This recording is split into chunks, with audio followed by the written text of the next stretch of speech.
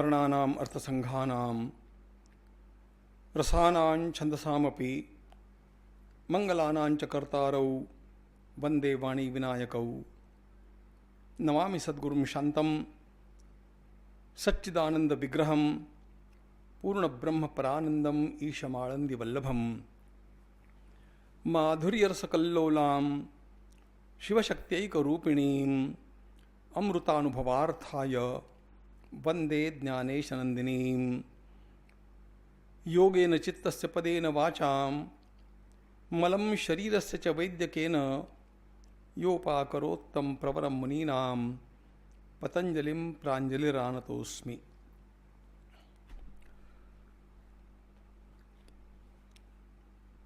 लोग कभी कभी संदेश के रूप में, मैसेज के रूप में जिज्ञासाएं भेजते हैं। मुझे कल एक व्यक्ति ने संदेश भेजा कि महाराज कृपा करके ये बतलाइएगा कि यह योग जो आप कहते हैं यह गृहस्थाश्रमी लोगों के लिए है कि नहीं। मुख्य बात देखो यह है, गृहस्थाश्रम, संन्यासाश्रम, ब्रह्मचर्याश्रम, वानप्रस्थाश्रम, ये सब योग के लिए किसी प्रकार का भेद नहीं करते हैं। एक ही वाक्य कहता हूं, योग सबके लिए है, लेकिन उन सब के लिए है जो अभ्यास करेंगे और वैराग्य का पालन करेंगे। दिखता ऐसा है कि गृहस्थाश्रमी लोग, मैंने ऐसे लोगों को देखा है जो ध्यान का, योग का अच्छा अभ्यास करते हैं, लेकिन वैराग्य का पंख न होने के कारण उनको प्रगति दिखती नहीं। और अनेक लोग जो वैराग्य ग्रहण कर लेते हैं, घर बार तो छोड़ दिया, उसके कारण बहुत सारे व्यवधान टल गए, लेकिन अभ्यास में दक्ष नहीं है। रोज का अपना समय साधन में व्यतीत करना चाहिए, उसका एक निश्चित अंश रोज साधन करना चाहिए। यदि इसका भान नहीं रहा तो गेरवा वस्त्र धारण करने के पश्चात भी बाबा जी मठ मंदिरों के और अनेक प्रकार के उथल पुथल के चक्कर में रह जाते हैं, और वैराग्य तो है लेकिन अभ्यास नहीं है, इसलिए आगे नहीं पहुंचते हैं। इसलिए वैराग्य की भी आवश्यकता है, अभ्यास की भी आवश्यकता है। ध्यान ये रखना चाहिए, यहां जो वैराग्य है वो अभ्यास के लिए है, और इसलिए ये दोनों पंख यदि अपने सशक्त हो तो दोनों सशक्त पंखों वाला पंछी जैसे उड़ान भर सकता है, वैसे कोई भी, चाहे संसारी है, गृहस्थाश्रमी है, अथवा सन्यासी है, ब्रह्मचारी है, वानप्रस्थ है, किसी भी जाति का है, किसी भी देश का है, कोई भी है, योग उसके लिए है। वस्तुतः योग विश्व धर्म है। और इसमें करना क्या है? केवल आसन के ऊपर बैठ करके हम जो अभ्यास करते हैं उसी को योग मत मानिएगा। हमारा जीवन योगमय होने की आवश्यकता होती है। योग वासिष्ठकार ने कहा, शुभाशुभाभ्याम मार्गाभ्याम वहंती वासना सरित पुरुषेण प्रयत्नेन योजनीया शुभे पथि। हमारा मन तो मन है, और इस मन की वृत्तियां ये दोनों मार्गों में बहती है, शुभ मार्ग में भी और अशुभ मार्ग में भी। अच्छे वृत्तियों का प्रवाह भी चलता है, बुरी वृत्तियों का प्रवाह भी चलता है। योग का अभ्यास वो कर सकता है जो अपनी बुरी वृत्तियों को रोक करके, उनको शिथिल करके, उनको क्षीण करके सारी वृत्तियों को शुभ मार्ग में, शुभ प्रवाह में बहाता है। और इसीलिए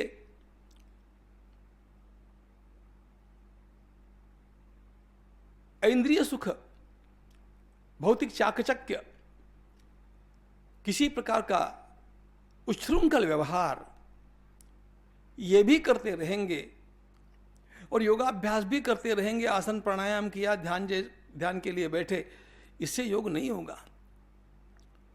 वृत्तियों का प्रक्षालन होकर के उनको शुभ मार्ग में बहाना, शास्त्र के, संत महात्माओं के, गुरुजनों के निर्देशन में रह करके उनकी आज्ञाओं का पालन करते हुए सद्वृत्तियों को बढ़ाना, ये जो नहीं करेगा उसे योग कैसे सिद्ध होगा।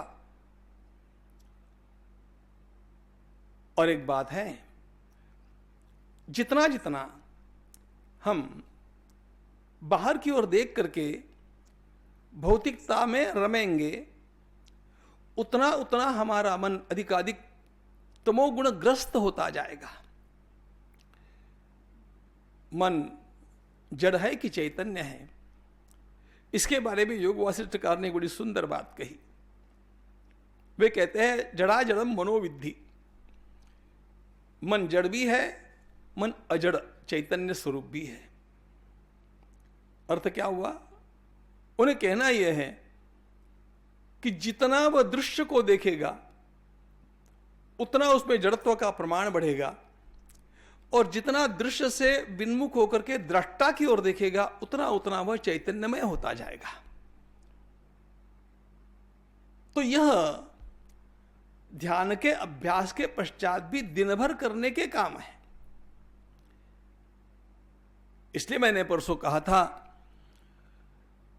कि 1 घंटे का ध्यान ठीक से करना हो तो 23 घंटे का अनुशासन हमारे जीवन में होना चाहिए।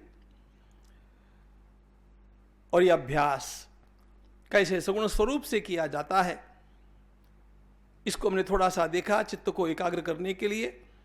इसको विशेष रूप में देखना है वास्तव में, जो हम बाद में एक सूत्र के समय देखेंगे। ईश्वर प्रणिधानाद्वा, इस सूत्र का जब चिंतन करेंगे तो उसको देखेंगे विशेष रूप से। और कैसे एक विचार चला गया और दूसरा विचार उठा नहीं, इसके बीच की जो संधि समाधि है, उस संधि को पकड़ने की प्रक्रिया निरोध के कैसे काम आती है, इसको भी देखा। अब ये जो अभ्यास है, यह कितने दिन करना चाहिए? भगवान पतंजलि का बड़ा सुंदर स्वच्छ और परिपूर्ण सूत्र है, सतु दीर्घ काल नैरंतर्य सत्कारा सेवितो दृढ़ भूमि। यदि आप अपने भीतर योगाभ्यास को सुदृढ़ करना चाहते हैं ताकि पुनः कभी भी बंधन में न पड़े, तो हमारा यह जो अभ्यास जिसका हमने अभी तक वर्णन देखा, वह दीर्घकाल करना होगा।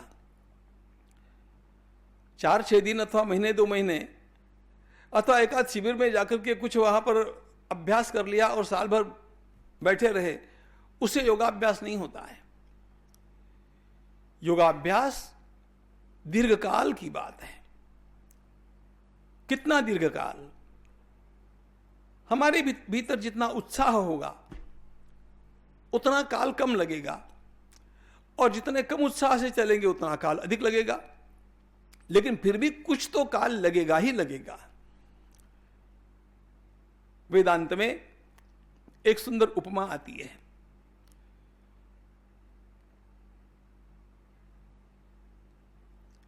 कोई पौधा लगाया और हम चाहते हैं कि तुरंत 8-10 दिन के भीतर, 1 महीने के भीतर ही उसको फल लग जाए, तो कैसे लगेगा? दादाजी मरणासन्न है और पोते का मुख देखना चाहते हैं, और पुत्रवधू गर्भवती है, 9 मास पूर्ण होने के पश्चात तो उसको बालक होगा। लेकिन इधर दादाजी मरणासन्न है, इसलिए वह बच्चा जल्दी नहीं हो सकता। वेदांत की बात सुनिए। काले न परिपच्यन्ते कृषि गर्भादयो यथा एवं ब्रह्म विचारोपी काले न परिपच्यते। जिस प्रकार खेती में फल और गर्भ में बालक, इसकी वृद्धि होने के लिए कुछ समय की निश्चित अपेक्षा है, निसर्गतः अपेक्षा है, उसी प्रकार हमारे भीतर के वेदांत विचार को अथवा योगाभ्यास को परिपक्व होने के लिए भी समय की आवश्यकता है। किसी को डॉक्टर होना है तो कितने वर्ष लगते हैं जी?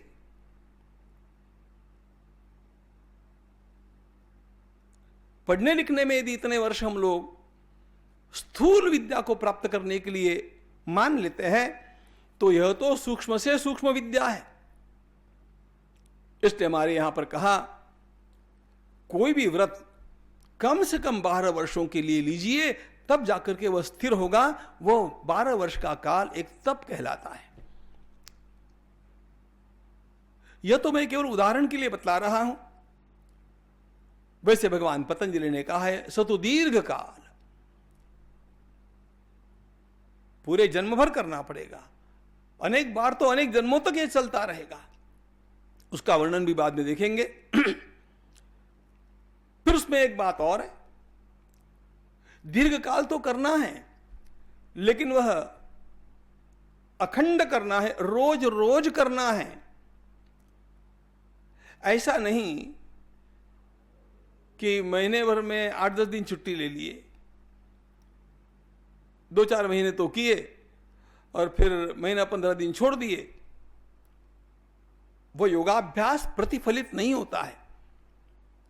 कुछ भी न करने से उस मार्ग में रहने के लिए यह बात ठीक है, लेकिन यह अनुभूति का मार्ग नहीं है।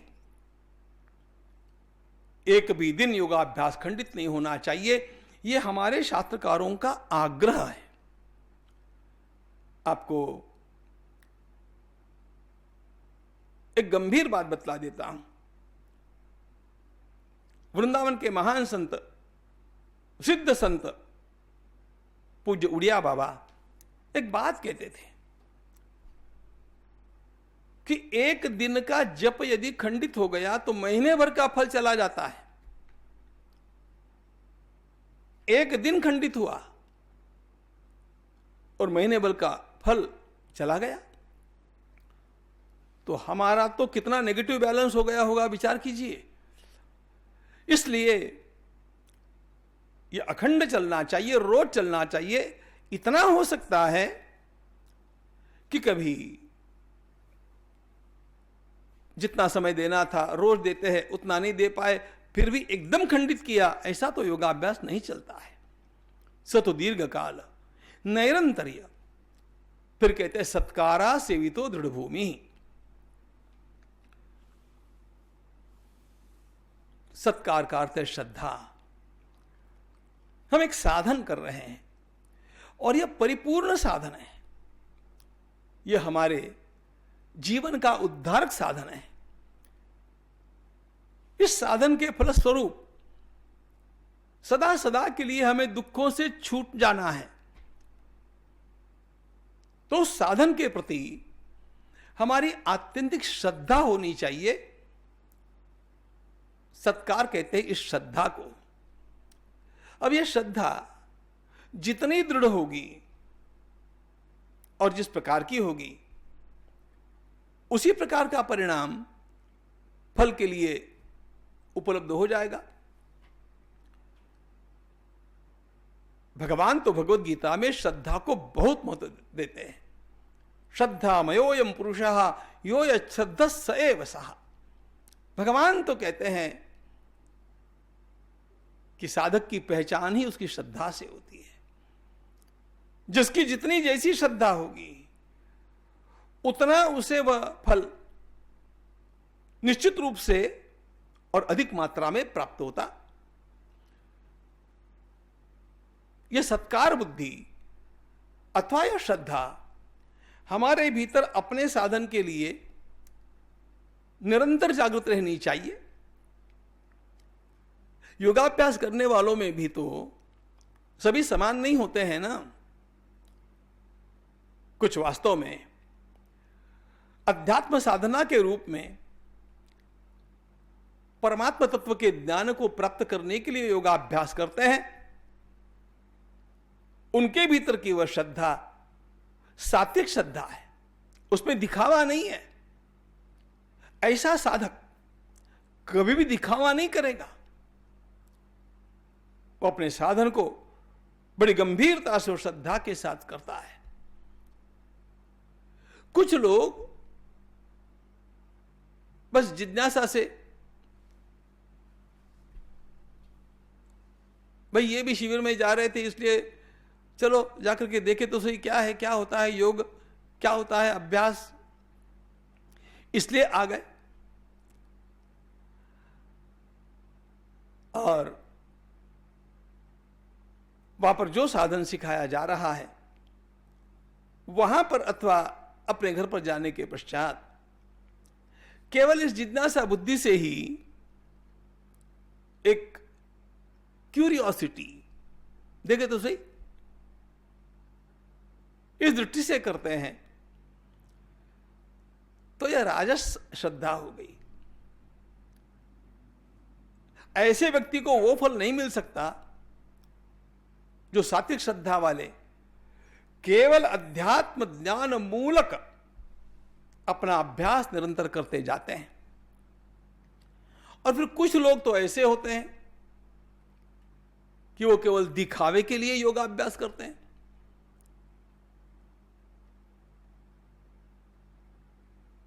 दिखावे के लिए वैराग्य, दिखावे के लिए योगाभ्यास। अब उसमें दिखता तो है कि वह बैठ गया, कर रहा है, लेकिन वह कर रहा है सम्मान प्राप्त करने के लिए, वह कर रहा है अपने उस दिखावे से कुछ कमाने के लिए। यह श्रद्धा उत्तम नहीं कहलाई जा सकती। इसलिए भगवान पतंजलि कहते हैं कि हमारी श्रद्धा अपना योगाभ्यास करते समय पूरी तरह सात्विक होने की आवश्यकता है। मुझे मेरे व्यक्तिगत समस्या से बाहर निकलने के लिए योगाभ्यास करना है, मुझे मेरे जीवन के उद्धार के लिए योगाभ्यास करना है।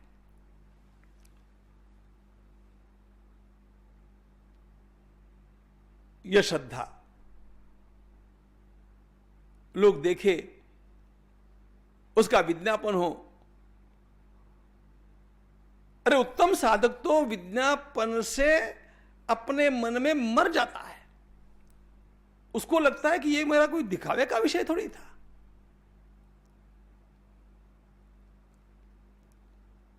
कितने साधक मैंने ऐसे देखे, भक्ति मार्गी भी, कि जो छिप करके भजन करते हैं।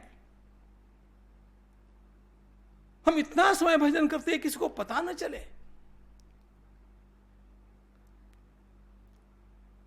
हमें अपने दिखावे का उद्देश्य है कि केवल एक कुतूहल है अथवा आध्यात्मिक हमारा स्वयं के उद्धार के लिए योग साधन चला है। इन तीन श्रद्धाओं में से सात्विक श्रद्धा जिसकी होगी वह सफल होगा। भगवान पतंजलि ने एक सूत्र में सब कुछ बतला दिया। सतु दीर्घ काल नैरंतर्य सत्कारा सेवितो दृढ़ भूमि। यह सूत्र हम लोगों की आंखों से कभी ओझल नहीं होना चाहिए।